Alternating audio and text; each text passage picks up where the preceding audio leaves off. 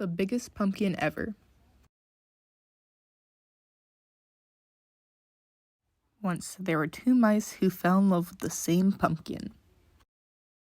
Clayton the house mouse noticed it one day in the vegetable garden. It was still a little green, but Clayton thought it might grow really big. It might even get big enough to win the grand prize and the town pumpkin contest. Desmond the field mouse discovered the pumpkin the same day. He thought if he helped it grow, it could become the biggest jack-o'-lantern in the neighborhood.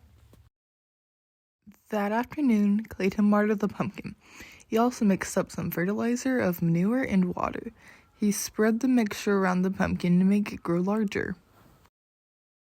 That very same night, Desmond went to the garden. He watered the pumpkin too. He also spread some manure mixed with water around it. The next day, Clayton watered and fertilized the pumpkin again. The next night, Desmond did the same, and the pumpkin began to grow. By the end of the month, the pumpkin was so large, Clayton couldn't believe his eyes. "My goodness," said Clayton's mother, "and it's not even full grown." Clayton shrugged. "All I do is water it," he said. Clayton's mother whispered it in his ear. "If you want the pumpkin to grow bigger faster," she said, "you should use sugar water."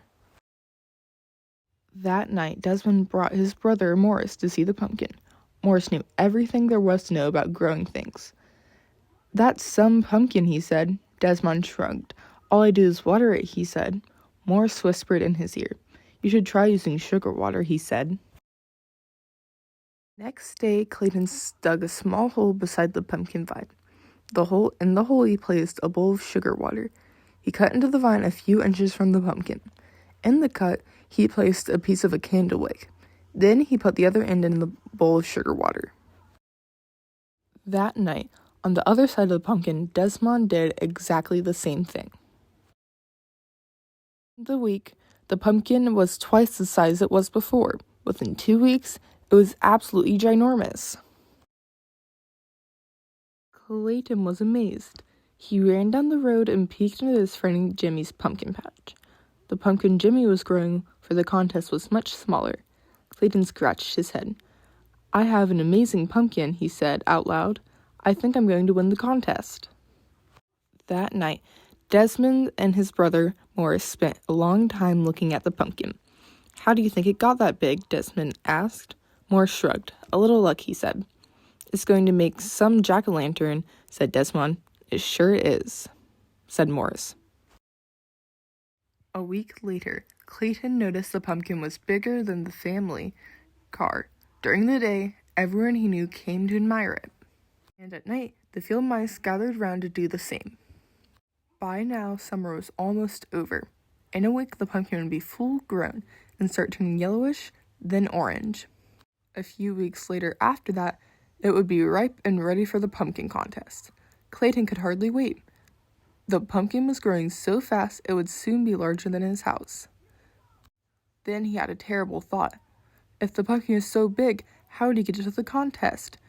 It wouldn't fit in his red wagon, and wouldn't even fit in the truck. Clayton decided to worry about this when the time came. That night, the weather grew colder. Thinking there might be an early frost, Clayton rushed out to the pumpkin with his blanket. One was not enough. Soon he was rushing back and forth carrying all the blankets from the house. As he worked, he hummed a little song, and as he hummed, he heard someone else singing. He also began to realize that someone else was covering the pumpkin with blankets. Desmond, too, had seen the danger of an early frost.